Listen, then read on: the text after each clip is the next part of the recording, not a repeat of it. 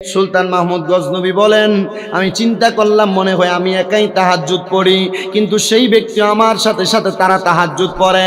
আর তারা ওই দিক থেকে চিন্তা করে, দেখছুনি রে, আমরা চারজন একসাথে আসছি চুরি করার জন্য, কিন্তু এই ব্যক্তি একা একা চুরি করতে আসছে, সে মনে হয় আমাদের চাইতে বেশি চোর। সুলতান মাহমুদ গজনবী বলে, তোমরা কেন চুরি করেছ? হুজুর, 2 সপ্তাহ পর্যন্ত আমাদের ঘরের মধ্যে কোনো খানা নাই, এই জন্য চুরি করতে আসছি। হুজুর গো, কেউ কোনো কাজ দেয় না, আমরা বেকার মানুষ, এই জন্য আমরা চুরি করতে আসছি। সুলতান মাহমুদ গজনবী বলে, তাহলে চুরির দায়ে তোমাদেরকে শাস্তি দেওয়া হবে না, যাও যাও, আমি সুলতান মাহমুদ গজনবীর বাড়ির মধ্যে, রাজপ্রাসাদের মধ্যে তোমাদেরকে আমি একটা চাকরি প্রদান করলাম। হুজুর, কি চাকরি দিলেন? বলে, তোমরা আমার রাজপ্রাসাদরা পরিষ্কার করবা। সুলতান মাহমুদ গজনবীর এই কথা শুই না, তারা 4 জন রাজপ্রাসাদ পরিষ্কার করে, ফেরত দেওয়া হয় না। সাথে সাথে আমার আল্লাহ মুস্তাজাবাতুদ দাওয়াতের দোয়াটা কবুল করে। জোরে কোন সুবহান। বাংলাদেশের মধ্যে এমন মুস্তাজাবাতুদ দাওয়াত আছে কিনা আমি জানি না, যে সাথে সাথে দোয়া করলে আল্লাহ দোয়া কবুল করবে, কিন্তু আগের যুগে এমন মুস্তাজাবাতুদ দাওয়াত ছিল। অনেক এলাকায় বৃষ্টি না হইলে বড় বড় আল্লাহর ওলিদের কাইনা ওই মজলিসের মধ্যে, ওই ক্ষেতের মধ্যে তারা নামাজের আয়োজন করত। আল্লাহ তাআলা মুনাজাত শেষ হওয়ার আগে তাদেরকে বৃষ্টি দান করত। এদেরকে কিন্তু মুস্তাজাবাতুদ দাওয়াত বলা হয়। কিন্তু আমরা তো মুস্তাজাবাতুদ দেখে কোনো পাইছি কিনা জানি না।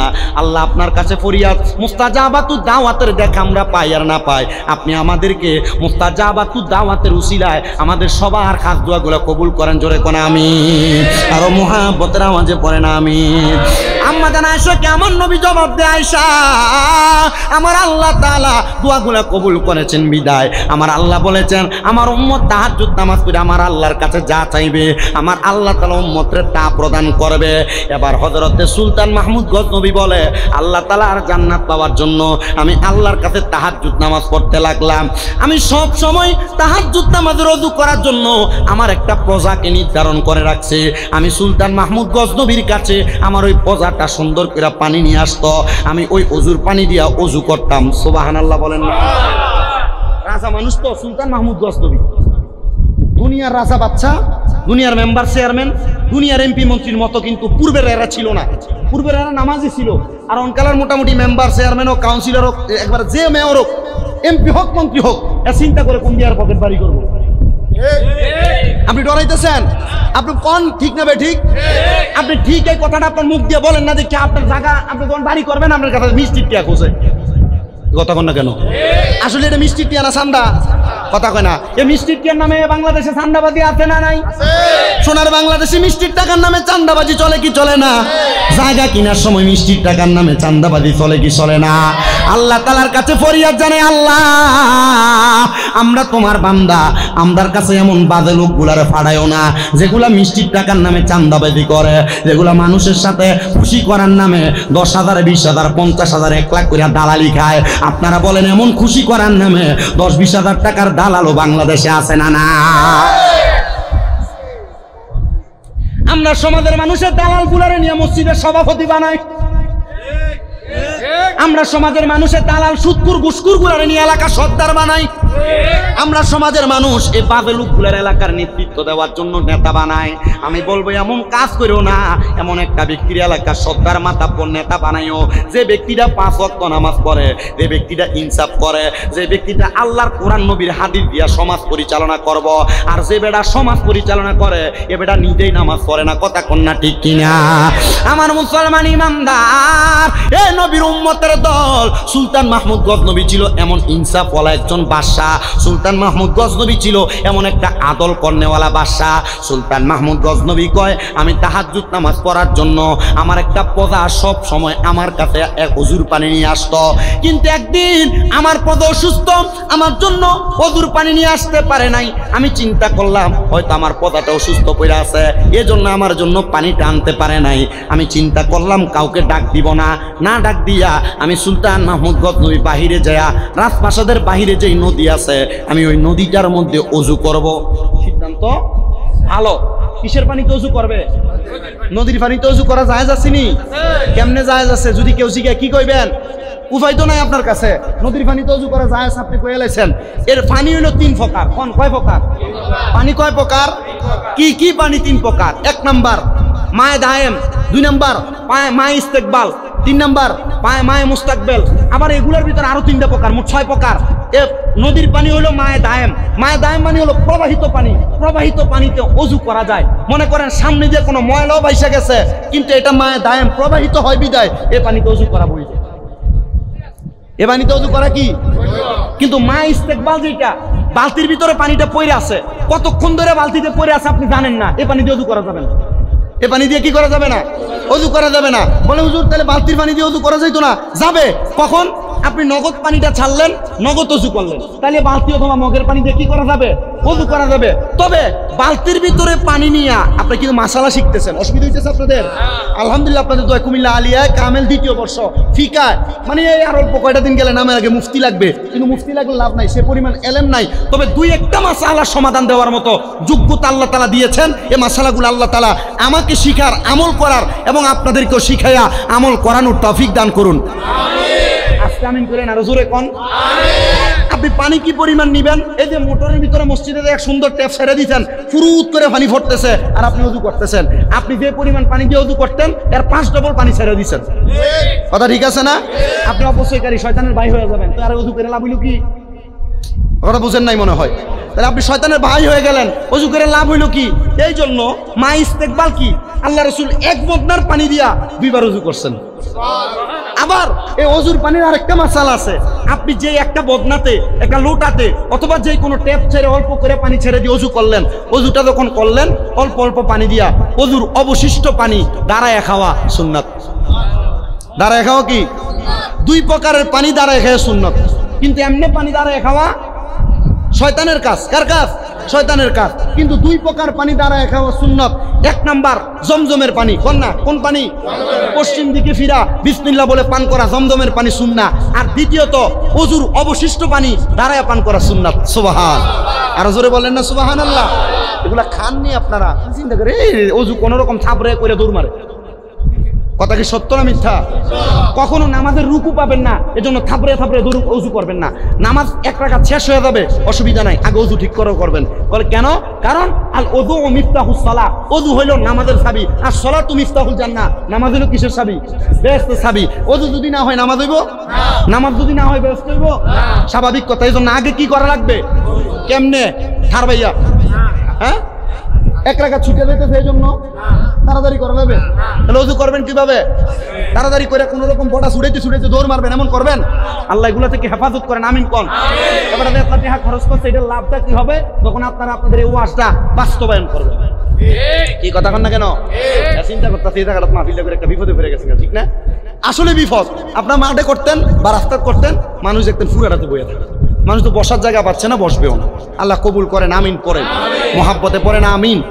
যে কথাই ছিলাম, ওযুর অবশিষ্ট পানিকে বেশি অপচয় করবো না, কম।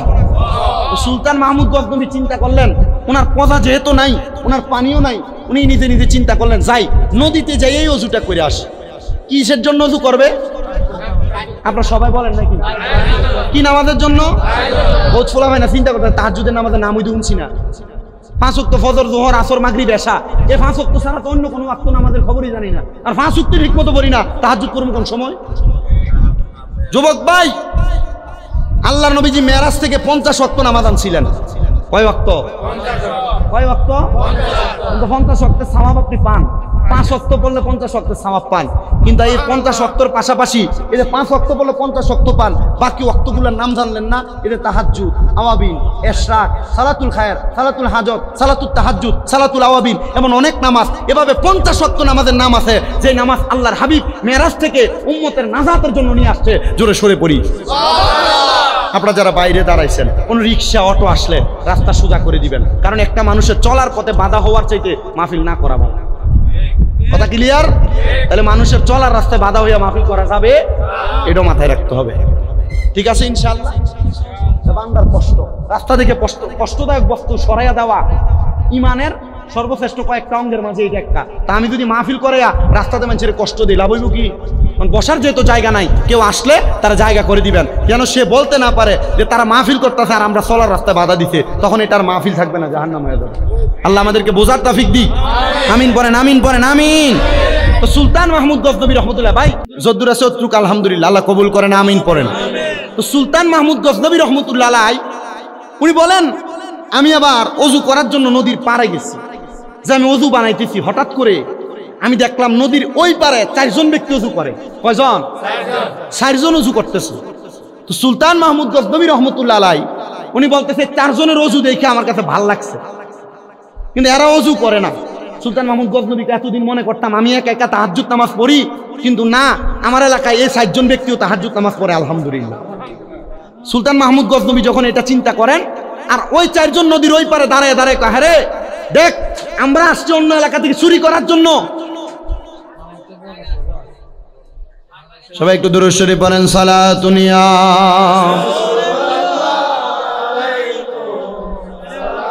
কিত্তলারে কোনছে জামালে আশিকা বাসদ মুহাম্মদ, খেয়ালে ও বড়া বাসদ আহমদ, সালাতুন ইয়া আজাল্লাল লোকি কাম হইব।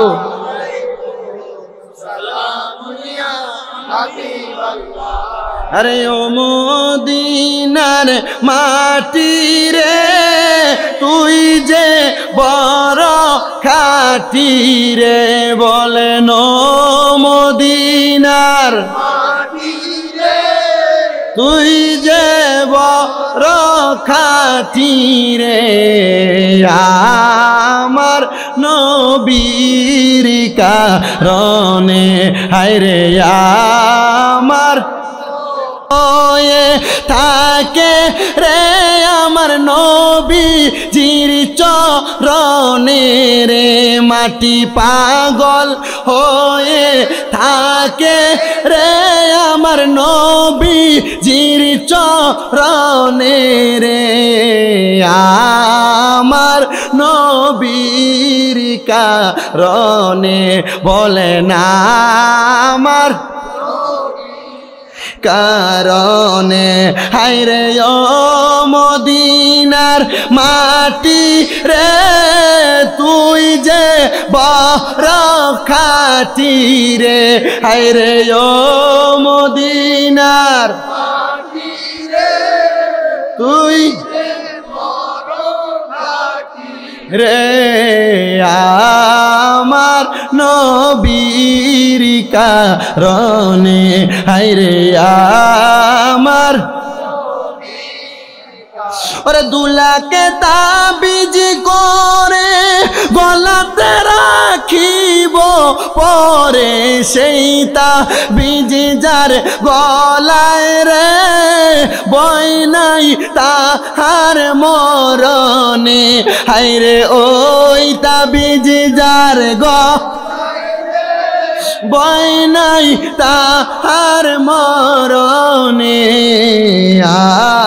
আমার নবীর কারণে, হায় রে আমার সুলতান মাহমুদ গজনবী বলেন আমি চিন্তা করলাম মনে হয় আমি একাই তাহাজ্জুদ পড়ি, কিন্তু সেই ব্যক্তি আমার সাথে সাথে তারা তাহাজ্জুদ পড়ে, আর তারা ওই দিক থেকে চিন্তা করে, দেখছুনি রে আমরা 4 জন একসাথে আসছি চুরি করার জন্য, কিন্তু এই ব্যক্তি একা একা চুরি করতে আসছে, সে মনে হয় আমাদের চাইতে বেশি চোর। দেখবেন শুভপুর এলাকার চা দোকানে বৈশা বৈশা এমন বাজে মন্তব্য করে অনেক মানুষ আছে, দেখবেন তার স্বভাব হলো মানুষের গীবত করা, কোনো কিছু হোক আর না হোক, রাস্তা দিয়ে যাওয়ার সময় দেখলেই বলে দেখলে মনে হয় এইটা করে আসছে ওইটা করে আসছে, কারণ তার ধারণা সে মানুষটা এইরকম, এই জন্য মানুষ নিয়ে বাজে মন্তব্য করে। কথা কোন এমন জাতের সুগল খোর আছে না নাই? এদেরকে হাদিস শরীফের ভাষায় বলে সুগল খোর। কি এই সুগল খোর কোনোদিন জান্নাতে যাবে না। মাদ্রাসায় ক্লাস নুরানির পোলাপান পড়ে, আপনাদের দোয়াই কুমিল্লাতে আমার 6টা মাদ্রাসা, নূরপুরে আমার মাদ্রাসা আছে, এই মাদ্রাসার ছোট ছোট বাচ্চারা হাদিসটা জানে, সুগল খোর কোনোদিন জান্নাতে যাবে না। ও মুসলমান, এজন্য সমাজের মধ্যে যে মানুষগুলা নিকৃষ্ট, মানুষের ব্যাপারে বাজে বাজে মন্তব্য করে, ধারণা করে কথা বলে, মানুষের ব্যাপারে মিথ্যা রটায়, আল্লাহর কসম এরা সুগল খোর, এরা কখনো জান্নাতে যাবে না। জোরে পড়েন নাউজুবিল্লাহ। এ 4 জন চিন্তা করলেন চলো আমরা তার সাথে যাই, আমরা যেহেতু চারজন আসছি চুরি করার জন্য, আমরা তাকে যে বলি আসো আমরা একসাথে চুরি করব, সমান ভাগে ভাগে চুরি হবে।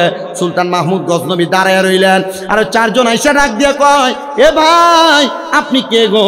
আমরা চারজন একা আসছি চুরি করার জন্য, আর আপনি একা আসছেন চুরি করার জন্য, আপনার কত পাওয়ার, কত সাহস, আপনি একা একা কেমনে চুরি করবেন? আসেন আমরা একসাথে মিলা চুরি করি। সব সুলতান মাহমুদ গজনবী বলেন, আমি যে বাদশা আমার পরিচয় দিই নাই, আমি বললাম ঠিক আছে চলো একসাথে চুরি করব। আমি প্রশ্ন করলাম, চুরি করার পর যা কামাই করবা, যদি বেশি টাকা ইনকাম করো ভাগ কেমন হবে? বলে সমান সমান। বলে কেন সমান সমান? তোমার এমন কি ক্ষমতা আছে যে ক্ষমতার কারণে তুমি সমান ভাগ নিবা? তার এমন কি ক্ষমতা আছে যে ক্ষমতার কারণে সমান ভাগ নিবে? বলে আমার অন্য কোনো ক্ষমতা নাই। একজন ডাক দিয়া বলেন, আমার ক্ষমতা হলো আমি যখন কোনো বাড়িতে চুরি করতে যাই, যাওয়ার সময় কুকুর যে ঘেউ ঘেউ করে ডাক দেয়, কুকুর কি বলে জানেন? কুকুরের স্বভাব হলো কুকুর যেই মালিকের খাবার খায় কুকুর সেই মালিককে সাবধান করে দেয়। সেই মালিকের বাড়িতে যদি চোর আসে কুকুর ঘেউ ঘেউ করে ডাইকা তার গৃহস্থ মালিককে সজাগ করে দেয়। উনি ডাক দিয়ে বলেন, আমার ক্ষমতা হলো কুকুর যখন ডাক দেয় কুকুর কি বলে আমি সেটা বুঝতে পারি। বলে ভালো কথা, কুকুর যদি মালিককে সজাগ করে দেয় তাহলে তোমার এই ক্ষমতাটা বড় ভালো। দ্বিতীয়জন বলে, আমার ক্ষমতা হলো আমি যত বড় তালার সামনে যাই, যত বড় বন্দি ঘরের সামনে যাই, আমি যেই কোনো জিনিসের মাধ্যমে ওই ঘরের বড় তালাকে আমি ইশারার মাধ্যমে খুলে ফেলতে পারি। 2 নাম্বার ক্ষমতা। তৃতীয় ব্যক্তিকে প্রশ্ন করা হয়, তোমার এমন কি ক্ষমতা যেটার কারণে তুমি সব সম্পদের অর্ধেক অর্ধেক সমান ভাগ পাও? বলে আমার ক্ষমতা হলো আমি কোনো জায়গায় চুরি করতে গেলে আমি আমার নাকের ঘ্রাণ দিয়ে বলতে পারি এই ঘরের কোন জায়গায় কোন সম্পদ আছে। আছে না এমন রাত? আছে না? যারা চুরি করে, যারা মিথ্যা বলে, যারা মানুষকে ঠকানোর চিন্তা করে, এ মানুষের সঙ্গে কথা বললে আর এলাকার ঘরের সামনে দিয়ে গেলে বুঝবো ঘরের মানুষ সজাগ না ঘুমা। কি কথা কন না কেন? 4 নাম্বার ব্যক্তি বলে, আমার একটা ক্ষমতা আছে। বলে কি ক্ষমতা? বলে আমি রাত্রবেলা যারে দেখি সকাল হলে তারে চিনি। বলে ঠিক আছে। তারা 4 জন জিগায়, আমাদের ক্ষমতা জানলেন, আপনি যে আমাদের থেকে সমান ভাগ নিবেন, আপনার এমন কি ক্ষমতা? ওই ক্ষমতা দিয়ে আপনি আমাদের থেকে সমান ভাগ নিয়ে যাবেন। উনি ডাক দিয়ে বলেন, অন্য কোনো ভাগ নাই, অন্য কোনো ক্ষমতা না। আমি যদি ডান দিকে তাকাই ফাঁসির কাস্টের আসামি মাফ হয়ে যায়, আর বাম দিকে তাকাইলে বাম দিকে যে ব্যক্তি থাকে সেই ব্যক্তি, বাম দিকে তাকাইলে কোনো ব্যক্তির এক কথায় জেলখানার হাজত মাফ হয়ে যায়। বলে মানলাম, তাহলে চলো একসাথে চুরি করতে যাই। তো বাদশারে নিয়া বাদশার বাড়িতে যাইতেছে চুরি করার জন্য। এমন টাইমে বাদশার বাড়ির কুকুর ঘেউ ঘেউ করে ডাকে। তো বাদশা নিজেই জিগায়, বলো তো এই কুকুরটা ডাক দিয়ে কি বলছে? বলে কুকুর বলতেছে, এরে এ চোরের দল, তোমরা বাড়ির মালিককে নিয়ে বাড়িতে চুরি করতে যাও। এ ভাই, বাদশার কথা যে বলতেছে বাড়ির মালিককে, এখানে তো কেউ বাড়ির মালিক না, আসলে মালিক তাদের সঙ্গে তারা চিনে না। আমাদের সমাজে এমন অনেক মানুষ আছে যারা কোনোরকম নর্মাল ভাবে চলাফেরা করে, আল্লাহর ওলি হয়ে গেছেন, আল্লাহর বন্ধু হয়ে গেছেন, আল্লাহর খাস বান্দা হয়ে গেছেন, কিন্তু মানুষকে বুঝতে দেয় না। আল্লাহর নেককার বান্দা হইয়া তারা সাধারণ মানুষের মাঝে মাঝে ঘুরে বেড়ায়, কিন্তু আমরা তাদেরকে চিনতে পাই না। এজন্য আপনাদের সবার কাছে আবদারে থাকবে, চলাফেরার পথে কোনো বুজুর্গ, কোনো মুরব্বী, কোনো বয়স্ক ব্যক্তিদের সাথে কখনো বেয়াদবি করবেন না। কারণ বেয়াদবির কারণে আল্লাহর ফজল, আল্লাহর রহমত থেকে আপনি বরখাস্ত হবেন। কারণ বেয়াদব মাহরুমে গাস্তাস ফাজলে রব, যে ব্যক্তি বেয়াদবি করে সে ব্যক্তি আল্লাহ তাআলার ফজল আর রহমত থেকে দূরে থাকে। আল্লাহ তাআলার অশেষ রহমত অর্জন করার তৌফিক দান করেন। জোরে পড়েন আমিন। সামনের দিকে গেছে, বলে বাদ দাও, কুকুরের কথা শুনে লাভ নাই, চুরি করি। সামনে যে বড় তালা দেখা, যার ক্ষমতার চোখের ইশারায় তালা খুলে ফেলছে, নাকের গ্রান টান দিয়ে বসে, ঘরের এইদিকে স্বর্ণ, এইদিকে মণিমুক্ত, এইদিকে জহরত, এইদিকে দেড়হাম, সব একসাথে করে ফেলছে। একসাথে কইরা এমন টাইমে মসজিদে আজান দিছে, আসসালাতু খায়রুম মিনান নাওম। আজান যখন হয়ে গেছে, চোরার দল চিন্তা করে, এখন যদি বাইর হই, মানুষ মসজিদে যাবে, মানুষ মসজিদে যাইলে আমাদেরকে ধরে ফেলবে চোর বইলা, মানুষ মসজিদে ঢুইকা যাক, এরপর আমরা বাইর হয়ে যাবে। বাদশা চিন্তা করলেন, তাহাজ্জুদের নামাজ আজকে চোরের কারণে পড়তে পারি নাই, কিন্তু ফজরের নামাজ তো ছাড়া যাবে না। ফজরের নামাজের ওয়াক্ত হয়ে গেছে। বাদশা বলেন, আমি 4 জনকে এক জায়গার মধ্যে প্রবেশ করায়া একটা ঘরের মধ্যে আবদ্ধ করে ফেললাম। একটা ঘরের মধ্যে আবদ্ধ কইরা ওই 4 জনকে ঘরের মধ্যে আটকায়া আমি আবার ফজরের নামাজ পড়ে পুরা এলাকার মানুষকে, গজনবের মানুষকে ডাকলাম, এই গজনবের মানুষ আসো, আমার বাড়ির মধ্যে 4 জন চোর আসছে চুরি করার জন্য, আসো তার বিচার করা হবে। তোমরা দেখবা বাদশার বাড়িতে চুরি করলে কেমন বিচার হয়। চলে গেছেন বাদশার বাড়িতে। বাদশার বাড়িতে যখন চুরি করতে গেছেন, ওই সুলতান মাহমুদ গজনবী ডাক দিয়া বলেন, ওই জায়গার মধ্যে থাকা অবস্থায় আমি আমার সব মানুষকে ডাক দিয়া ওই 4 জনকে কাঠগড়াতে দাঁড় করাইলাম। আর বাদশা রাজ সিংহাসনের মধ্যে বসে আছে। রাজ সিংহাসনের মধ্যে বৈশা বাদশা যখন বিচার করবে, মানুষ বলে দেখছনি এ 4 জনের কত বড় সাহস, বড় বাদশার বাড়িতে চুরি করার জন্য আসছে। কিন্তু তাকে দেখতেছে সবাই রাজপ্রাসাদের যে কাঠগড়া, এই কাঠগড়ার মধ্যে 4 চোরের মধ্যে 3 চোর কাঁদতাছে আর 1 চোর মুস্কি মুস্কি হাসতাছে। সবাই জিজ্ঞাসা করে, এ চোরের দলেরা, তোমরা বাদশার বাড়িতে চুরি করেছ, তোমাদের ফাঁসিও হইতে পারে, কিন্তু 3 জন কাঁদতেছে, 1 জন হাসতেছে, তোমার কি লজ্জা নাই? তুমি কেন হাসতেছ? কারণটা কি? আমাদের সমাজে এমন অনেক নির্লজ্জ বেহায়া মানুষ আছে, তারা অন্যায় করার পরেও আবার কত সুন্দর বুক ফুলে সমাজে চলে। আপনারা বলেন, এমন নির্লজ্জ বেহায়া সমাজের মধ্যে আছে না? এ সুদ খায়, কি খায়? এ সমাজে ঘুরে ঘুরে বেড়া, কথা কন না কা? এলাকার ভিতরে আকাম কুকাম করে, এ সুন্দর এলাকার ভিতরে বুক ফুলে ফুলে ঘুরে, আছে না নাই? শরম নাই, নির্লজ্জ বেহায়া। আল্লাহ তাআলা এগুলা থেকে আমাদেরকে হেফাজত করেন, কোন আমিন। আমরা এমন মানুষ, আমরা যদি তার টাকা থাকে, পয়সা থাকে, যত বড় বদ মানুষ হোক, এর লগে বন্ধুত্ব বালা, এর লগে সম্পর্ক বালা। কারণ কি? বলে তার টাকা আছে, 1 কাপ চায়ের কাছে বিক্রি হয়ে যান আপনারা মুসলমান। আল্লাহর কসম, কোন মুসলমান টাকার কাছে 1 কাপ চায়ের কাছে বিক্রি হইতে পারে না। সুলতান মাহমুদ গজনবী জিজ্ঞাসা করে, তারা 3 জন কাঁদতেছে, তুমি কেন হাসো? বলে, বাদশা একটা বড় বেইনসাফ করছেন। বলে কি? বলে, রাত্রবেলা একলগে চুরি করলেন, আর এখন আমরার বিচার করার জন্য রাজপ্রাসাদের সিংহাসনে বসলেন। কারণ তার ক্ষমতা হইল, সে রাত্রে তারে দেখছে, দিনও নেতারে চিনছে, এই জন্য হাসে। ডাক দিয়ে বলে, বাদশা আপনি আবার একটু ডান দিকে তাকান। বাদশা তাকাইছেন। বাদশা আপনি বাম দিকে তাকান, তাকাইছেন। বাদশা আপনার যে বিচার মন চাই করেন, তবে ফাঁসি আর অ্যারেস্ট করেন না। কারণ আপনি ডান দিকে তাকানোর কারণে ফাঁসি মাপ, বাম দিকে তাকানোর কারণে আমাদের অ্যারেস্ট মাপ। তো বাদশা আবার কি বিচার করবেন এটা আপনি জানেন। বাদশা কয়, ঠিক আছে, অন্য কোনো বিচার করব না, তোমরা আমারে বলো তোমরা কোন কারণে চুরি করতে আসছো। তারা ডাক দিয়ে কয়, বাদশা আজকে 2 সপ্তাহ হয়ে যায় আমরা খাবার পাই না, আমাদের বাড়ি বুখারায়। তোমরা যেহেতু খাবার পায় না, 2 সপ্তাহ হয়ে যায়, তোমার এলাকার নেতা মানে তোমার এলাকার বাদশা কি তোমাদের খবর নেয় না? বর্তমানে না বাদশা আলাদা আলাদা এলাকা ভিত্তিক হয়ে গেছে, কিন্তু হযরত ওমর রাদিয়াল্লাহু তাআলা আনহুর জামানায় ফতুয়া হলো, কোন এলাকার মানুষ যদি খাবারের অভাবের মধ্যে মারা যায় অথবা চুরি করে, তাহলে ওই ব্যক্তি চোরকে শাস্তি দেওয়ার আগে সে যে এলাকার মানুষ, ওই এলাকার বাদশারে ডাক দিয়েই না তার হাতটা কাইটা দাও। বলে, কারণ কি? বলে, বাদশা তার খাবারের খবর নেয় না, বিদায় সে চুরি করে। কথা কি বুঝতে পারছেন আপনারা? একটু মনোযোগ দিয়ে শোনেন বাবা। এজন্য চোরকে মারার আগে খবর নিয়েন, চোর কি কারণে চুরি করে। চোরকে মারার আগে খবর নিয়েন, এই চোর কি কারণে চুরি করে। কিন্তু আমাদের সমাজে এমন একটা অবস্থা, চোর হইসা গেছে এখন স্বেচ্ছর মার্কা চোর। এটা বাবা খায়, ইয়াবা খায়, গাঞ্জা খায়, লাসা খায়। এগুলা খাওয়ার কারণে ইয়াবা, বাবা, ফেন্সিডিল, এমন নেশার টাকার অভাব হওয়ার কারণে এলাকার ডেক ডেক্সি পর্যন্ত রোজি দিতে পারে না, চুরি করে এলাই জায়গা দুতাড়ি পর্যন্ত চুরি করে মুসি। কি কথা কন না কা? বিশ্বাসরা চোর, নেশার বেড়াটা উঠতে গেলে গা, এরপরে এবার নিজের মার কানে স্বর্ণ দেখে না, কথা কয় না। নিজের মা বাবার প্রতি অত্যাচার অনাচার করে, নেশার টাকা না পাওয়ার কারণে মা বাবাকে মারে, মা বাবাকে ভাত দেয় না, নিজের স্ত্রীকে মারে, স্ত্রীকে বারবার বাপের বাড়ি পাঠিয়ে দেয় টাকার জন্য।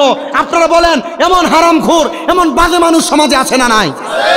কিন্তু আপনারা যে এমন নেশাকুরদের সাথে বন্ধুত্ব করেন, কারণ কি? কারণ নেশাখোরের লোকে বন্ধুত্ব করলে আমার লোকে এলাকায় ফিরে ফিরি লাগলে তারা কইলে চুরিটা লয়ে ধরে এনে দিব।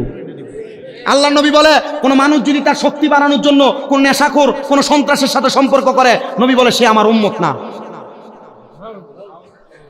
আপনি নেশাখোরের সাথে সম্পর্ক রাখছেন, আপনি নবীর উম্মত না। সন্ত্রাসের সাথে সম্পর্ক রাখছেন, আপনি নবীর উম্মত না। কিন্তু আপনি আপনার নিজের জোর বাড়ানোর জন্য সন্ত্রাসের সাথে বন্ধুত্ব করেন, সন্ত্রাসের সাথে বন্ধুত্ব করেন, নেশাখোরের সাথে সম্পর্ক করেন। আল্লাহ আমাদেরকে হেফাজত করুন, করেন আমিন। আপনারা হিসাব মিলিয়ে দেখতেছেন, আরে আমি তো নেশাখোরের লোক বই বই চা খাই, আমার দোস্ত একটা সন্ত্রাস, কথা কয় না? সমাজে এগুলো আছে না নাই? বেশি বেশি। আল্লাহ আমাদেরকে কবুল করেন, আমিন। আমার কি কষ্ট হইতেছে? আমার ওয়াজ শেষ। আমি জানি এটা 11 শরীফের মাহফিল কোন রকম হইব, ওয়াজে করণ লাগবো। পরে মোবারক ভাই ফোন দিয়ে আপনি যাইবেন, এর আগে তারা স্টেজ করবে। আল্লাহ কবুল করেন, পড়েন আমিন। একবার মোহাব্বতে আমার নবীজির একটা শান পড়েন, এরপর ওয়াজের সামনে দিয়ে আপনার কষ্ট হইব?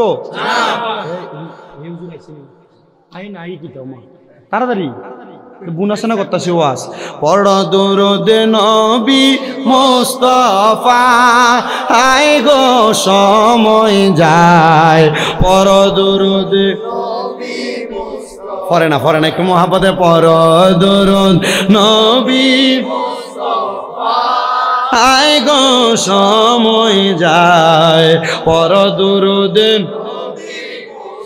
নবীর দুরুদ পড়িলে 10টি জান্নাতে পাইবে, 10টি নেকি হয় আমল নামায়। তাই তো সকল আশিকান নবীর দুরুদ পড়ে যান, পড়লে দুরুদ জান্নাত হয় আমল নামায় গো সময় যায়। পড় দুরুদ পায়, বলেন পড় দুরুদ নবী পায় গো সময় যায়। পড় দুরুদ নবীর দুরুদ পড়িয়া আশিক যাও না পাগল হইয়া, নবী তোমায় করিবে উদ্ধার। তাই তো সকল আশিকান নবীর দুরুদ পড়ে যান, পড়লে দুরুদ শান্তি সেই জায়গা, হায় গো সময় যায়। পড় দুরুদ নবী পাই, বলেন পড় দুরুদ নবী মুস্তাফা, আয় গো সময় যায়। পড় দুরুদ নবী পড়িয়া হযরত বিল্লাল প্রেমেতে হইয়া মাতাল, শৈল কতয় মায়ার জ্বালাতন। বিল্লালের পবিত্র এই মুখে নবীর দুরুদ পড়ে, হইল সে যে ইসলামের প্রথম মুয়াজ্জিন রে সময় যায়। পড় দুরুদ নবী, বলেন না পড় দুরুদ নবী মুস্তাফা, আয় গো সময় যায়। পড় দুরুদ মুসলমান। সুলতান মাহমুদ গজনবী বলে, তোমরা কেন চুরি করেছ? হুজুর 2 সপ্তাহ পর্যন্ত আমাদের ঘরের মধ্যে কোনো খানা নাই, এই জন্য চুরি করতে আসছি। হুজুর গো, কেউ কোনো কাজ দেয় না, আমরা বেকার মানুষ, এই জন্য আমরা চুরি করতে আসছি। সুলতান মাহমুদ গজনবী বলে, তাহলে চুরির দায়ে তোমাদেরকে শাস্তি দেওয়া হবে না, যাও যাও, আমি সুলতান মাহমুদ গজনবীর বাড়ির মধ্যে রাজপ্রাসাদের মধ্যে তোমাদেরকে আমি একটা চাকরি প্রদান করলাম। হুজুর কি চাকরি দিলেন? বলে, তোমরা আমার রাজপ্রাসাদরা পরিষ্কার করবা। সুলতান মাহমুদ গজনবীর এই কথা শুইনা তারা 4 জন রাজপ্রাসাদ পরিষ্কার করে, দিনের মধ্যে 2 বার, সকালবেলা একবার, সন্ধ্যাবেলা একবার রাজপ্রাসাদ পরিষ্কার করে। সুলতান মাহমুদ গজনবী বলে, আমি 7 দিন পর্যন্ত আর তাহাজ্জুদ করি না, সকাল সন্ধ্যা তারা পাহারা দিতে লাগলাম, কারণ কখন রাজপ্রাসাদের কি চুরি করে চলে যায়। হযরতে সুলতান মাহমুদ গজনবী বলে, আমি তাকে দেখলাম গো, তারা সকালবেলা রাজপ্রাসাদরা মুইসা আল্লাহর নামাজের ইবাদতের মুসল্লার মধ্যে বইসা আল্লাহর কাছে কান্নাকাটি করে, আবার বিকালবেলা রাজপ্রাসাদরা মুইসা তারা আবার আল্লাহর কাছে কান্নাকাটি করে। আমি এমনভাবে 7 দিন পর্যন্ত পাহারা দিতে লাগলাম। 7 দিনের পরে আমি 8 দিনের দিন তাহাজ্জুদের নামাজের মুসল্লাতে বসলাম, কিন্তু আমি তাহাজ্জুদের মুসল্লার মধ্যে যাওয়ার পর আমার নামাজের মধ্যে মনোযোগ আসতেছে না। হযরতে সুলতান মাহমুদ গজনবী বলে, ও জগতের মানুষ, আমি সুলতান মাহমুদ গজনবী এবার নামাজে মনোযোগ আসার জন্য আমি চোখটা বন্ধ করে একটু ধ্যান করতে লাগলাম। আমি আল্লাহর কাছে বলতে লাগলাম, আল্লাহ 7 দিন পর্যন্ত তাহাজ্জুদ নামাজ না পড়ার কারণে আপনি বুঝি আমার নামাজের মধ্যে মনোযোগ আনতেছেন না। হযরতে সুলতান মাহমুদ গজনবী ডাক দিয়া কয়, জগতের মানুষ, আমি যখন ধ্যান করতে লাগলাম এমন টাইমে গায়েবীভাবে আমার কানের মধ্যে একটা আওয়াজ আসছে, এরে সুলতান মাহমুদ, কেমন বাদশা কইলা, আল্লাহ তাআলার 4 জন বন্ধুরে তোমার বাড়ির চাকর বানায় রাখলা। সুবহানাল্লাহ কইলেন না? সুলতান মাহমুদ গজনবী কে আল্লাহ নামাজ পড়তেছি, আপনার বন্ধু এবং আমার বাদশা বানায় রাখলেন, আর এতদিন পর 7 দিন পরে তাহাজ্জুদ পড়তে আসছি, আপনি বলতেছেন আমি কেমন না বাদশা হইলাম, আমি 4 জন আল্লাহর ওলিকে আমার বাড়ির দারোয়ান আর চাকর বানায় রাখছি। সুলতান মাহমুদ গজনবী আল্লাহর কাছে বারবার কাঁদতেছে, আল্লাহ আমি কেমন বাদশা। ভাই ভাই থাক, যেমনে থাক না, তো এখন কি করবেন আপনারা? দেবাবে তখন লারা দিবেন, চলে দেবো। সুলতান মাহমুদ গজনবী বলে আমি এটা কি শুনলাম, আমার গায়ে বিভাবে আওয়াজ দিতেছে, এ বাদশা কেমন বাদশা হইলা যে আল্লাহর ইবাদত করো, তাহাজ্জুদ পড়তে আসছো, কিন্তু আল্লাহর 4 জন খাস বন্ধুকে তোমার বাড়ির চাকর বানায় রাখলা। সুলতান মাহমুদ গজনবী বলে হায় রে, অবাক হয়ে গেলাম, বড় অবাক হয়ে গেলাম। আমি আবার আমার মুরাকাবা করতে লাগলাম। সুলতান মাহমুদ গজনবী বলে মুরাকাবার যখন নিয়ত করলাম, এই মুরাকাবার মধ্যে আল্লাহর কাছে বলতে লাগলাম, আল্লাহ আপনি যে আমাকে তাহাজ্জুদের নামাজের মুসল্লার ভিতরে গায়েবী ভাবে আওয়াজ শোনায় দিলেন, আমি আমার সাউন্ড আবার লাইরা ফেলছি, আপনি যে আমাকে বললেন আমি তাহাজ্জুদের নামাজ পড়তে যাওয়ার পর আমার বাড়ির মধ্যে 4 জন আল্লাহর বন্ধুকে আমি আমার বাড়ির চাকর বানিয়ে রাখলাম, আল্লাহ বুঝতে পারলাম না আল্লাহ কে আমার বাড়ির চাকর, আর এমন কোন 4 জন ব্যক্তিকে আমার বাড়ির চাকর আমি বানায় রাখলাম। হযরতে সুলতান মাহমুদ গজনবীর আমার আল্লাহ তাআলা জানায়া দেয় যে 4 জন ব্যক্তিকে 1 সপ্তাহ আগে তোমার বাড়িতে চোর হিসেবে ধরেছ, এই 4 জন 1 সপ্তাহ পর্যন্ত আমি আল্লাহর এত ইবাদত করেছি, এই ইবাদতের কারণে আমি আল্লাহ এখন আর এই বান্দারে আমার বান্দা রাখি নাই, আমি আল্লাহর বান্দা থেকে এই বান্দারে আমি আল্লাহর বন্ধু বানিয়ে দিছি। কোন সুবহানাল্লাহ, মুহাব্বতের আওয়াজে বলেন সুবহানাল্লাহ।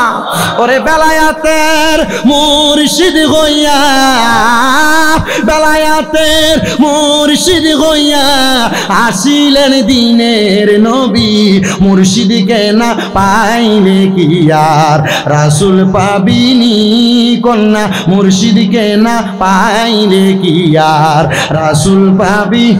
ওরে বেলায়াতের মুর্শিদ হইয়া, বেলায়াতের মুর্শিদ হইয়া আসিলেন দিনের নবী কন্যা, আসিলেন দিনের নবী, মুর্শিদকে না পাইলে কি আর রাসূল পাবিনি কন্যা, মুর্শিদকে না পাইলে কি আর রাসূল।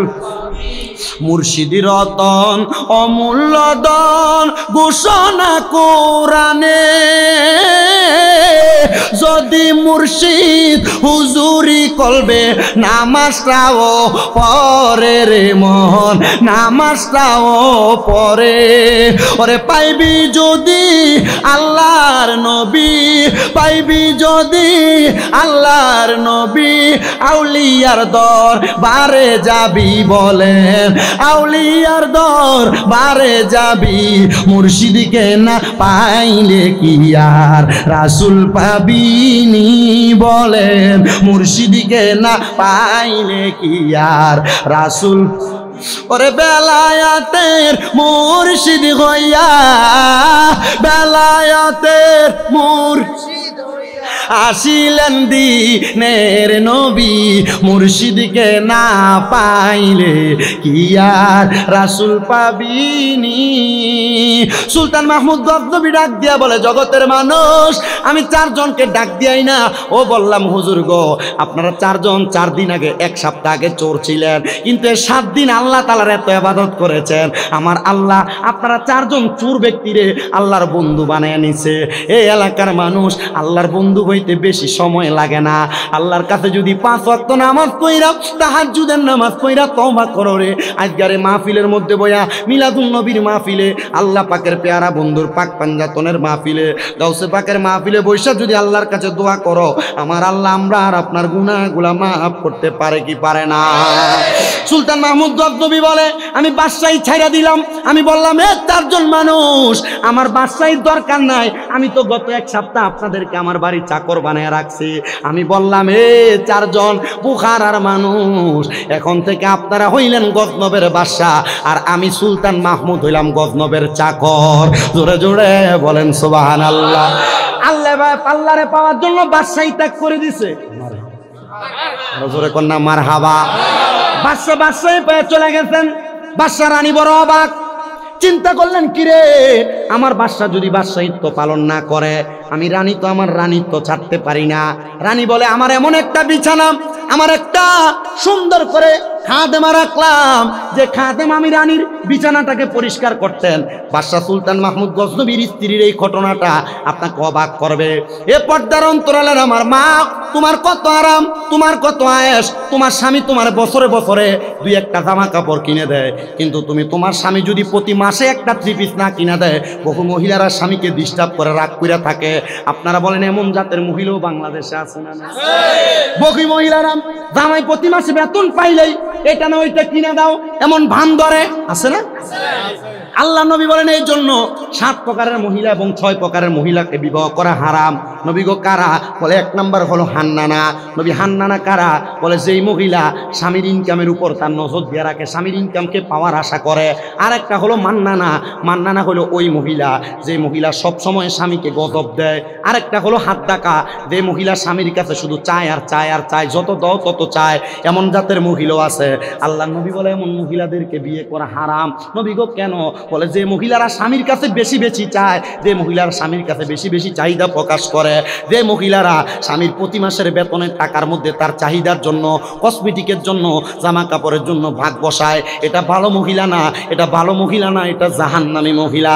এজন্য মা বোনেরা আপনাদের কাছে করজোরে আবদার, এলাকাতে এমন অনেক খবর পাওয়া যায় স্ত্রীর ব্রেন চাপের কারণে বহু স্বামীরা বিদেশে মারা যায়, বহু স্বামীরা রাস্তাতে মারা যায়, বহু স্বামীর অ্যাক্সিডেন্ট করে মারা যায়। এমন অনেক খবর পাওয়া যায় স্ত্রীর চাপের কারণে, স্ত্রীর বেশি চাহিদার কারণে বহু স্বামী ফাঁসি দিয়া মারা গেছে, এমন অবস্থা আছে না নাই? এজন্য মা বোনদেরকে বলবো বেশি চাহিদা প্রকাশ করবা না, স্বামী যা দেয় তাতেই সন্তুষ্ট থাকবা। দেখবা আমার আল্লাহ তাআলা তোমাদেরকে অসংখ্য নেয়ামত দান করে দিবে।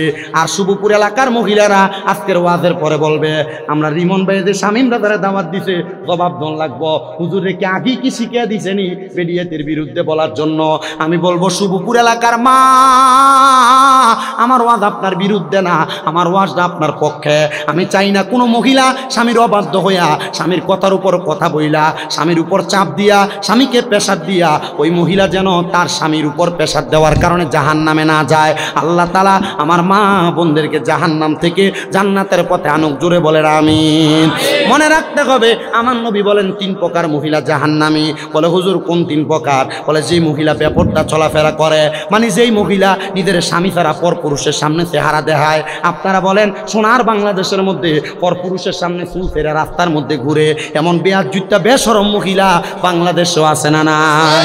আল্লাহ কোরআনে বলে ওয়াকরনা ফি বুয়ুতিকুন্না ওয়ালা তাবাররাজনা তাবাররুজাল জাহিলিয়াতিল উলা। আল্লাহ বলে বান্দা তোমরা তোমাদের মহিলাদেরকে জাহিলিয়া যুগের মহিলাদের মতো বের হতে দিও না। দেখেন না জাহিলিয়া যুগের মহিলার মতো যারা বের হয়, মাথার চুল ছেড়া দিয়া যে মেয়েরা বের হয়, রাস্তার মধ্যে টাইট ফিটিং বোরকা পরে যে মহিলা বের হয়, যে মহিলারা পাতলা পাতলা কাপড় পরে রাস্তার মধ্যে বের হয়, ওই মহিলাদেরকে রাস্তার মধ্যে ছেলেরা দেখলে টিস্কারি করে, ছেলেরা দেখলে বাজে মন্তব্য করে, খারাপ খারাপ শব্দ ব্যবহার করে।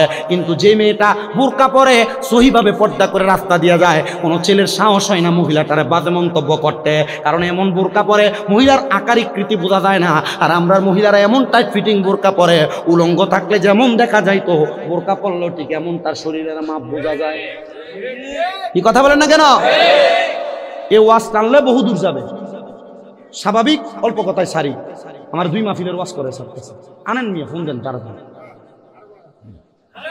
শোনেন। আমার বাবা ওইদিকে না যায়, বাদশার স্ত্রীর কথা শুনি। বাদশার স্ত্রীর চাহিদা হলো, আপনাদের কি কষ্ট হইতেছে? কথা বলতেছেন ভাই, আল্লাহর রাস্তে কথা বললেন না। কথা বললে আমার ওয়াজের ব্যাঘাত হইতেছে। আমি ডাইরেক্ট রানিং কথা বলি, তো রানিং কথা বললে ওয়াজের আমার ব্যাঘাত করে। আমি কিন্তু কুমিল্লার মাহফিল বহুত দিন বন্ধ, এই 2টা আর এটা লইয়া চলতেছে শুধু অনেক দিন পর্যন্ত। আমার শহরের মাহফিল আমি বন্ধ রাখছি, কারণ আমি জানি কুমিল্লার মাহফিলটি বেশিরভাগ গল্লির ভিতরে হয়। চিপা গল্লি, চেয়ার 3টা 5টা 7টা দেয়, অথবা বাড়ির গল্লি, অথবা কোনো বিল্ডিংয়ের তলার এই নিচা জায়গার ভিতরে হয়। ওয়াজ যদি করা হয়, যে ওয়াজ ধরছি প্রথম থেকে যদি জায়গা বড় হইতো, এখানে 2-1-1.5 হাজার মানুষ, ঠিক আছে না?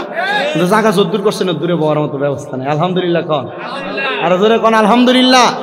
আমার মুসলমান ইমানদার, বাদশার স্ত্রী বলেন আমার নিজের বিছানাটা পরিষ্কার করার জন্য আমি একটা আমার খাদেমা রাখছি, যে খাদেমা আমার বিছানা পরিষ্কার করে দেয়। ওই খাদেমা প্রত্যেক দিন আমার বিছানা পরিষ্কার করে দেয়। সুলতান মাহমুদ গজনবী তো দুনিয়াতে নাই, উনি তো দুনিয়ার রাজপ্রাসাদের মায়া ছেড়ে দিয়া উনি চলে গেছেন মারেফতের জগতে। ওনার রাজপ্রাসাদের কোনো চাহিদা নাই, রাজপ্রাসাদ দিয়ে দিস ওই আল্লাহর চার বান্দাকে। সুলতান মাহমুদ গজনবীর স্ত্রী বলেন, আমার বিছানাকে প্রত্যেক দিন গোলাপ ফুল দিয়া সাজিয়ে দেওয়া হয় আমার ওই বিছানার মধ্যে আরাম করার জন্য। কিন্তু ওই খাদেমা তিনি বলেন, আমি 3 মাস পর্যন্ত বাদশার স্ত্রীর বিছানাটারে আমি সাজিয়ে দিতাম, কিন্তু 3 মাসের দিন আমার কাছে একটু মনে হইল বাদশার স্ত্রীর জন্য গোলাপ ফুল দিয়ে এত সুন্দর করে বিছানাটা সাজাই, এই বিছানাটার মধ্যে শুইলে জানি কেমন লাগে। আমি খাদেমা, আমার মনটা চাই একটা বারের জন্য বিছানাটাতে শুইতে। ওই খাদেমা বলেন, আমার মনে যেমন ইচ্ছা তেমন কাজ করলাম, আমি বিছানার মধ্যে লম্বা হয়ে শুইলাম, আমার শরীরটা একটু ক্লান্ত হয়ে গেছে। আমি খাদেমা মহিলাটা এবং রানীমার বিছানার মধ্যে আমি ঘুমায় গেলাম। ঘুমানোর সাথে সাথে আমার একটা কেমন জানি লাগলো, আমার চোখ লেগে গেছে। এমন টাইমে বাদশার স্ত্রী আইসা আমার দেখা বলতেছে, তোমার এত বড় সাহস, তুমি আমার বিছানার মধ্যে ঘুমাইছ। তারে মাথার চুলগুলার মধ্যে দইরা বাদশার স্ত্রী ওই রানীমাটা শাস্তি দেওয়ার জন্য নিয়ে গেছে। এলাকার সব মানুষ আসছে, বাদশার স্ত্রী মানে রানীমার খাদেমা, বাদশার স্ত্রীর যে সুন্দর রাজপ্রাসাদের বিছানা, রাজবিছানার মধ্যে খাদেমা শোয়ার কারণে এই খাদেমারে শাস্তি দেওয়া হচ্ছে। এমনভাবে শাস্তি দেয়, চাবুক দিয়ে আঘাত করে, চাবুকের আঘাত খাইতে খাইতে ওই খাদেমার পিঠটা লাল হয়ে গেছে, চোখে মুখে দিয়ে রক্ত পড়ে। ওই খাদেমা এমন মাইর খাইতে খাইতে হঠাৎ করে হাসতে হাসতে দাঁড়ায় গেছে। রানীমা বলতেছে, এমন কোন আসামি দেখছো নি, আয় তো মারার পর কান্না করার কথা, কিন্তু সে কান্দে না, সেদি মুসকি মুসকি হাসতেছে। এ মহিলা, অন্যায় করেছো, মাইর খাওয়ার পরে কান্না করার কথা, তুমি যে কান্না করো না। আমি তো সারা জীবনে বিছানায় ঘুমাই না, আপনি সারা জীবনে দামি বিছানায় ঘুমাইছেন। আমি চিন্তা করি দুনিয়াতে আমারে আপনি শাস্তি দিছেন, আপনি সারা জীবন দামি বিছানাতে ঘুমানোর কারণে আল্লাহ তাআলা না জানি আপনারে কবরে কত কঠিন ফেরেশতা দিয়া ফিদায়। আমি এটার জন্য হাসতাছি। জোরে জোরে কি বলবেন না আল্লাহু আকবার। আমার মরণের কত দিন বাকি আমি জানিলাম না গো আল্লাহ, মরণের কত দিন বাকি, আমার মরণের কত দিন বাকি আমি জানিলাম না গো আল্লাহ, মরণের আর হায়াত হইল হাতে বাইরে, মত হইল পায়ে, যেই জায়গায় যার মরণ লেখা সেই জায়গায় সে মরে, আমি বুঝিলাম না গো আল্লাহ, মরণের কত দিন বাকি, আমার মরণের কত বাকি আমি জানিলাম না গো আল্লাহ, মরণের কত দিন বাকি। আর আজরাইল আসিয়া যখন হস্তে দিব দড়ি, তখন আমার মনা ভাই করবে লোকাচুরি, আমি বুঝিলাম না গো আল্লাহ, মরণের কত বাকি, আমার মরণের কত আমি জানিলাম না গো আল্লাহ, মরণের কত। দুনিয়ার মুসলমান ইমানদার ওই পদা মহিলা, ওই খাদেমা মহিলা ডাক দিয়া বলতেছে, এ রানী, আমি যদি মাত্র একটা সময় অল্প কিছুক্ষণ এই বিছানাতে ঘুমানোর কারণে আপনি আমারে 2 জন পদা দিয়া চাবুকের আঘাত দেন, তাহলে আপনি চিন্তা করে দেখেন, আপনি যে সারা জীবনে দামি বিছানাতে ঘুমান, আমার আল্লাহ তাআলা আপনারে কত শাস্তি দিব। মহিলা অবাক হয়ে গেছে। রানীমা ডাক দিয়া কই, এ বান্দিরে, এ খাদেমা, আমার আর রাত বিছানার দরকার নাই, রাজপ্রাসাদের দরকার নাই, আমি এখন থেকে রাজপ্রাসাদের মায়া ছেড়ে দিলাম। এখন থেকে আমিও আমার বাদশার মতো আমি রাস্তায় রাস্তায় জঙ্গলার মধ্যে যাইয়া আল্লাহর ইবাদত করব, আর মাটির বিছানাতে ঘুমাবো। জোরে বলেন সুবহানাল্লাহ। আমরা যারা আজকে মিলাদুন নবীর মাহফিলে এই শুভপুর মুক্তা ওয়ার্কশপ গলির মধ্যে বসেছি, আমার ভাই মোহাম্মদ রফিকুল ইসলাম রিমন আশরাফি এত সুন্দর করে জান্নাতের বাগান সাজাইছে। আমার ভাইকে আমরা শুকরিয়া জানাই, আল্লাহর দরবারে লাখ লাখ শুকরিয়া। আল্লাহ তাআলা আমার ভাইকে দিয়ে একটা মিলাদুন নবীর মাহফিল সাজাইছে। আমরা কেন মিলাদুন নবীর মাহফিল সাজাইলাম? কারণ মিলাদুন নবীর মাহফিল আমরা করি না, স্বয়ং আমার আল্লাহ তাআলা আরশ আজিমে ফেরেশতাদেরকে নিয়ে সাজাইছে। জোরে কোন সুবহানাল্লাহ। আশিক রে আল্লাহ কই জিবরাইল শোনো না, আশিক রে আল্লাহ কই জিবরাইল শোনো না। আসমান সাজাও জমিন সাজাও, আসমান সাজাও জমিন সাজাও, সাজাও বেহেশত খানা। ইমানদারগণ জলস করো না, বলেন ঈদে মিলাদুন নবীর মাহফিল, ঈদে মিলাদুন নবীর মাহফিল প্রথম করেছেন রাব্বানা। ইমানদারগণ জলস করো না। জবান খুলে বলেন মারহাবা। আসে নিয়ে আসেন, আইনার কৃষ্ণ নিয়ে আসেন। আশিক রে সূরা আল ইমরানে আল্লাহ করেছেন ঘোষণা, পাগল রে সূরা আল ইমরানে আল্লাহ করেছেন ঘোষণা। মিলাদুন নবী পালন করতে, মিলাদুন নবী পালন করতে অঙ্গীকার করলেন রাব্বানা। ইমানদারগণ জুলুস করোনা। সবাই একটু দুরূদ শরীফ পড়েন। সালাতুনিয়া আলাইকুম সালামুনিয়া ইস্টাতে ডাইরেক্ট সালাতুনিয়া রাসূলুল্লাহ সালামুনিয়া হাবিবাল। সবাই পড়ি আলহামদুলিল্লাহ। আজকের মাহফিলে যিনি সম্মানিত প্রধান অতিথি গোলামে ওলি আল্লাহ মোহাম্মদ শামসুজ্জামান আশরাফি আল কাদেরী মাদ্দাজিল্লাহুল আলী হুজুর উপস্থিত হয়েছেন। গৌসে পাক আব্দুল কাদের জিলানী সহ ফেদায়ে পাক পাঞ্জাতন সহ বিশেষ করে আমার শাহ আব্দুল্লাহ গাজীপুরীর দরবারে অতীব বেশি গোলামি করে থাকেন আমার মামা যান। আপনারা দোয়া করবেন আল্লাহ তাআলা যেন আউলিয়া কেরামের গোলামিতে সারা জীবন কবুল করে পড়েন আমিন।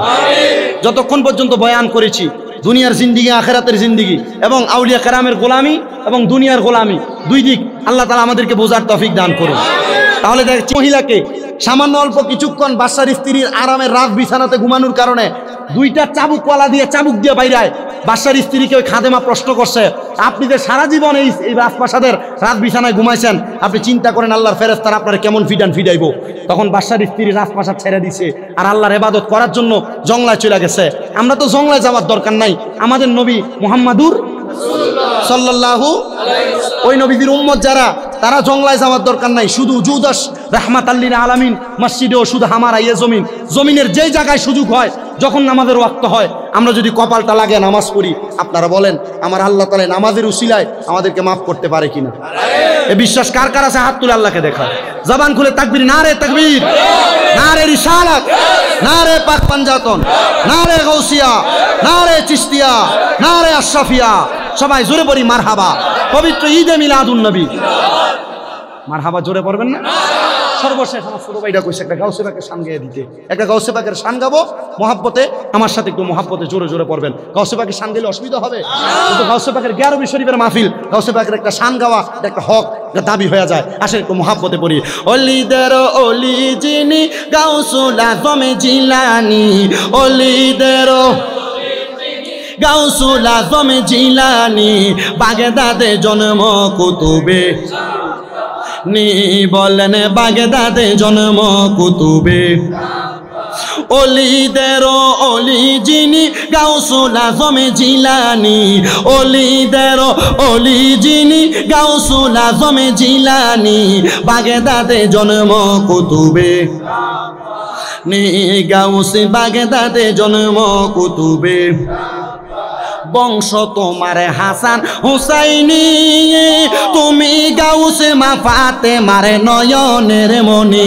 বলেন বংশ তোমার হাসান হাইরে তুমি গাউসে মা ফাতেমার নয়নের মনি। হাইরে মুর্দা কলব জিন্দা করো ও গো গাউসে সামদানি, মুর্দা কলব জিন্দা করো ও গো গাউসে সামদানি।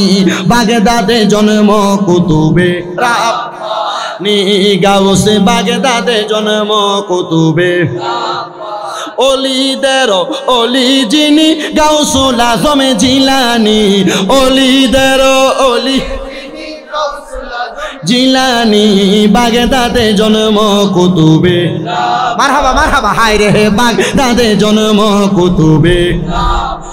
তোমার কাঁধে নবীজির কদম, সব অলিদের কাঁধে তুমি গাউসের কদম। মারহাবা কইবেন না? আরে আরে আরে আমার ভাই যে আশরাফিয়া দরবারের বায়াত, এই আশরাফিয়া দরবারে যিনারা পীর মাশায়েখ, আমরা যে কাদিরিয়া তরিকার বায়াত, এই কাদিরিয়া তরিকার যত পীর মাশায়েখ, আমরা যে চিশতিয়া তরিকার বায়াত, চিশতিয়া তরিকার যত পীর মাশায়েখ, আমরা যে নকশবন্দি মুজাদ্দিদি চ যত তরিকার বায়াত, ওই তরিকতের পীর সাহেবদের কাদের উপরে গাউসে পাকের কদম। জোরে কোন সুবহান। দেখছেন হাদিয়াটা কি মহাব্বতে লাস্টি দিয়ে দেয়, মায়া লাগায় মহাব্বতে। আরে তোমার কাঁধে নবীজির কদম, সব অলিদের কাঁধে তুমি গাউসের কদম। বলেন তোমার কাঁধে নবী হাইরে সব অলিদের কাঁধে তুমি গাউসের কদম। দয়ার নজর দাও গো আমায় ও গো গাউসে সামদানি, দয়ার নজর ও গো গাউসে সামদানি। বাগদাদে জন্ম কুতুবে আহা অলিদের অলি যিনি গাউসুল আজম জিলানি, অলিদের অলি যিনি গাউসুল আজম জিলানি। বাগদাদে জন্ম কুতুবে রাব্বানি, কন্যা বাগদাদে জন্ম কুতুবে রাব্বানি। বলেন বাগদাদে জন্ম কুতুবে রাব্বানি। ওয়া আখির দাওয়ানা আলহামদুলিল্লাহি রাব্বিল আলামিন। আসসালাম।